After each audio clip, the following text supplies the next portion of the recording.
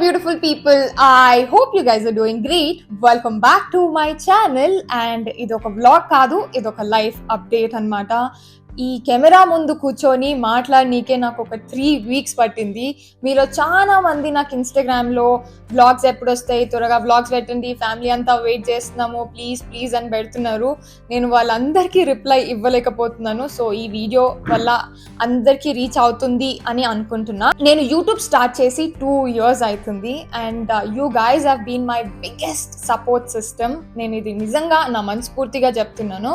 మీరు ఇచ్చిన love, care, నాకు స్టార్టింగ్లో వీడియోస్ తీసేటప్పుడు కెమెరా ఎక్కడ చూసి మాట్లాడాలి, ఎడిటింగ్ ఎలా చేయాలి, ఏది తెలియకపోతుండే. మెల్లమెల్లగా ప్రతి ఒక్కటి నేను మీ నుంచి నేర్చుకున్నాను అండ్ ఈరోజు ఇక్కడ దాకా వచ్చినాను. నా యూట్యూబ్ కమ్యూనిటీ వచ్చి 2,50,000 సబ్స్క్రైబర్స్. ఇది ఒక పెద్ద ఫ్యామిలీ అండ్ దీంట్లో చాలా మంది పిల్లలు 7th క్లాస్ నుంచి బీటెక్ వరకు నన్ను ఇన్స్పిరేషన్గా తీసుకునే వాళ్ళు చాలా మంది ఉన్నారు. ఈ ప్లాట్ఫామ్ని నేను ఒక యూస్ఫుల్ వేగా యూజ్ చేద్దాము అని డిసైడ్ అయ్యాను.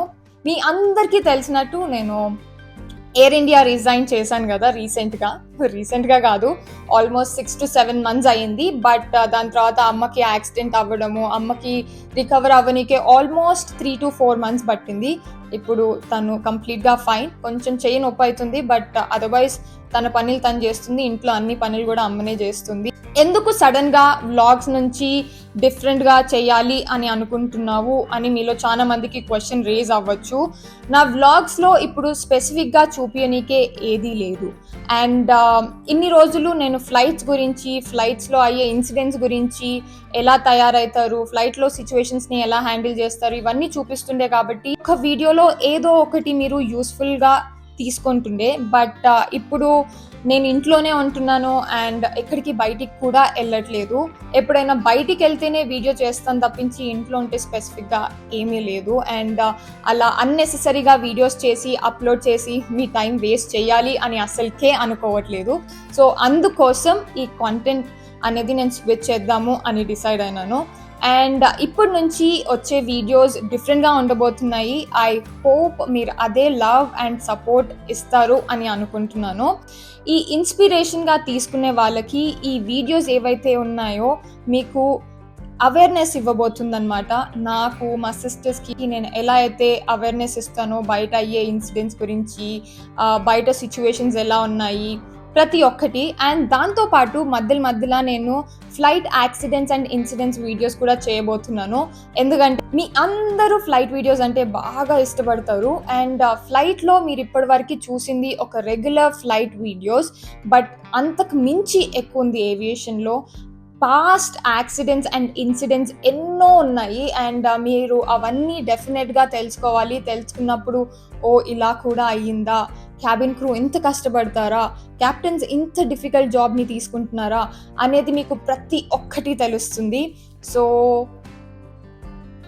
ఇంకేం చెప్పండి. మీకు ఏమన్నా స్పెసిఫిక్గా సజెషన్స్ ఉన్నా, లేదు ప్రణవి వ్లాగ్సే చెయ్యి అంటే నేను దాన్ని మినీ వ్లాగ్స్ లాగా వైటీ షార్ట్స్లో అప్డేట్ చేస్తాను. మీరు క్యాబిన్ క్రూ గురించి వీడియోస్ చేయమంటే నేను ఆల్రెడీ క్యాబిన్ క్రూ ఎలా అవ్వాలి, క్యాబిన్ క్రూకి ఇంటర్వ్యూకి ఎలా రెడీ అవ్వాలి, క్వశ్చన్స్కి ఎలా ఆన్సర్ చేయాలి, ప్రతి ఒక్కటి నేను వీడియోస్ స్పెసిఫిక్గా చేసి నా యూట్యూబ్లో పోస్ట్ చేశాను.